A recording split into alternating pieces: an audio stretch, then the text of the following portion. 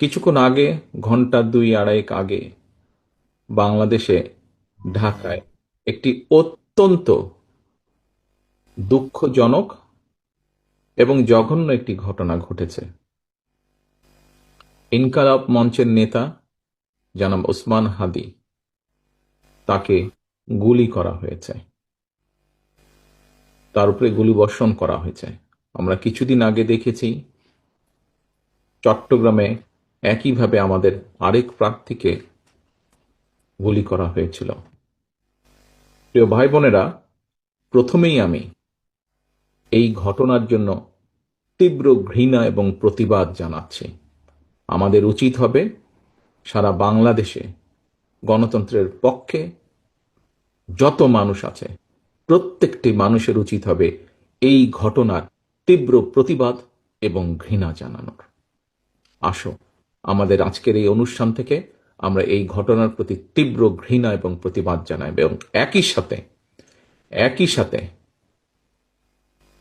BNP এবং ছাত্র দলের দায়িত্বশীল একজন কর্মী হিসাবে আমাদের দায়িত্ব হবে প্রশাসনকে, যারা এই ঘটনার সুষ্ঠু তদন্ত করবে, তাদেরকে আমাদের অবস্থান থেকে সহযোগিতা করার কোনো স্কোপ সুযোগ যদি থাকে, আমরা আমাদের সর্বোচ্চ সহযোগিতা করব, যাতে করে তারা প্রকৃত যে দোষী ব্যক্তি তাদেরকে খুঁজে বের করে দেশের আইন অনুযায়ী তাদেরকে শাস্তি প্রদান করতে পারে। প্রিয় ভাই বোনেরা, দেশ একটা অত্যন্ত সংকটের ভিতর দিয়ে যাচ্ছে।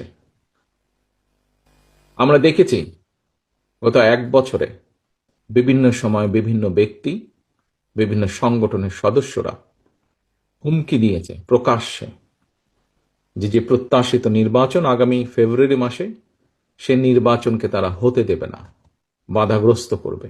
প্রকাশ্যে হুমকি দিয়েছে। একটি দল, গোষ্ঠী বা কিছু ব্যক্তি এই দেশকে, দেশের মানুষের শান্তি, স্থিতিশীলতা বিনষ্টের জন্য উঠে পড়ে লেগেছে। এবং এই কারণেই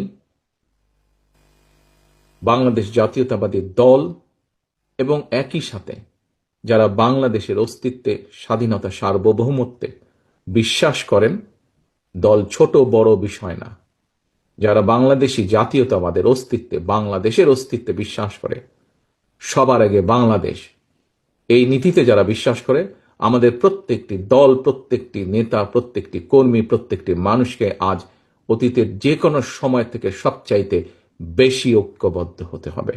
কারণ